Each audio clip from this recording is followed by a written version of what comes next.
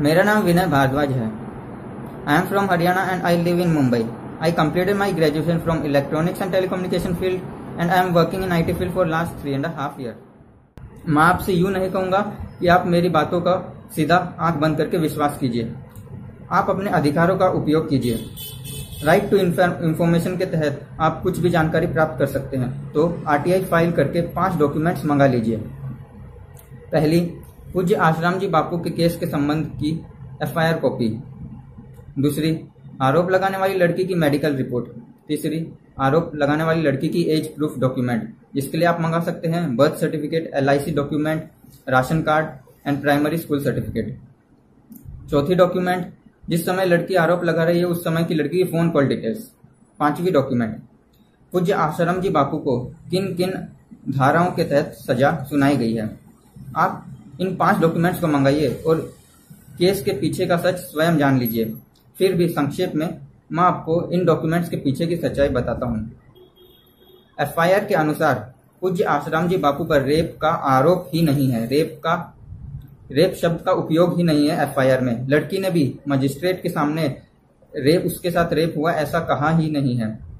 दूसरी बात, लड़की की मेडिकल रिपोर्ट यह बताती है कि लड़की के साथ कुछ नहीं हुआ है। लड़की की मेडिकल जांच हुई थी लोकनायक हॉस्पिटल दिल्ली में और डॉक्टर थी शैलजा वर्मा।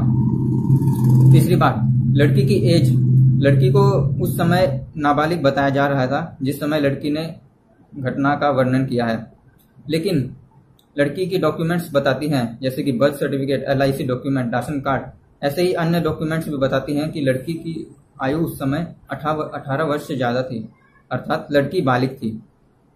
फिर भी पूज्य आश्रम जी बापू पर पोक्सो के तहत केस दर्ज किया गया, जो कि सरासर अन्याय है। चौथी डॉक्यूमेंट, जिस समय लड़की ने बताया कि उसके साथ गलत हुआ है उस समय लड़की की फोन कॉल डिटेल्स देखें तो लड़की उस समय वहां थी ही नहीं और लड़की काफी समय से किसी लड़के के साथ बात कर रही थी। पांचवी डॉक्यूमेंट, पूज्य आश्रम जी बापू को किन किन धाराओं के तहत सजा सुनाई गई। यदि आप इसे देखेंगे तो आप इसके पीछे का अन्याय स्वयं ही समझ जाएंगे।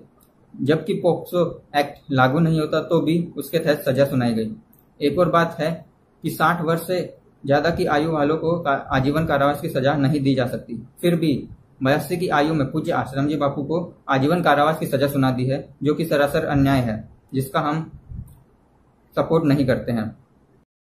हमें गर्व है कि हम पूज्य संत श्री आश्रम जी बापू के शिष्य हैं।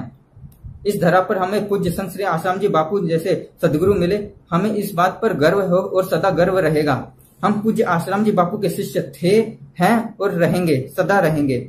धन्यवाद।